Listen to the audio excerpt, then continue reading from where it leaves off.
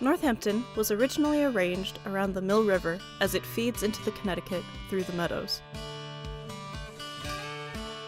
Northamptonites spent time and treasure to rearrange their lives around the Mill River floods, and to divert it away from its original course, out into the Connecticut,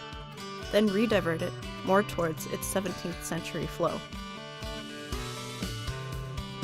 The Mill River matters because it provided the flowing water to power the mills that ran the industries that fed, sheltered, and clothed the residents, grist, saw, and fulling,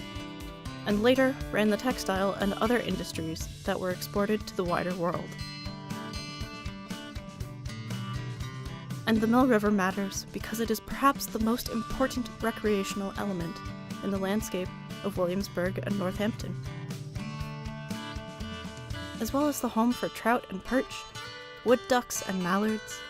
green and great blue herons, crawfish, frogs, salamanders, insects, and a host of mammals from mink to muskrat to beaver and fisher.